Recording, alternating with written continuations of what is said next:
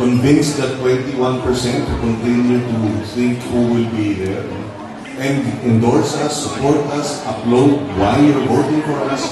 Sa panahon ng eleksyon, mahalagang malaman natin kung sino ang mga kandidatong tunay na may malasakit sa bayan.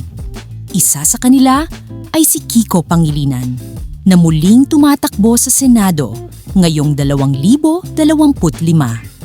Kamakailan, ibinahagi ni Iza Calzado sa kanyang social media account ang kanyang karanasan noong 2022 kung saan nakasabay niya sa eroplano si Kiko. Doon niya nakita ang kababaang loob at tunay na malasakit ni Kiko sa mga Pilipino, lalo na sa sektor ng agrikultura. Ayon kay Iza, natuwa ako sa humility niya.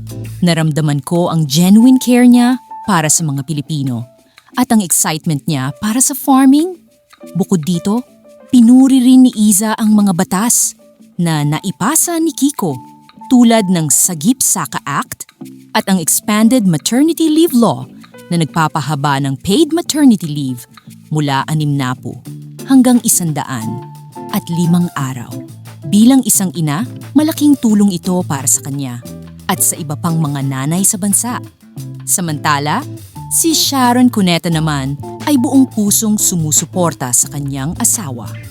Sa isang press conference, emosyonal niyang sinabi, "Bakit po ba ayaw niyong iboto si Kiko? Ano po yung mga doubts ninyo? Kasi lahat ng kasinungalingang nilalabas laban sa kanya, may resibo kaming katapat." Ipinahayag din niya na hindi sila yumaman sa politika at lahat ng kanilang meron ay bunga ng kanilang pagsusumikap. Marami ring mga kilalang personalidad ang sumusuporta kay Kiko, kabilang sina Ann Curtis, Judy Ann Santos, Ryan Agoncillo, Donnie Pangilinan, Bianca Gonzalez at marami pang iba.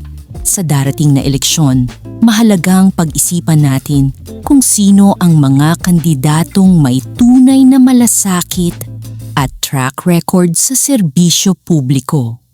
Si Kiko Pangilinan ay isa sa kanila.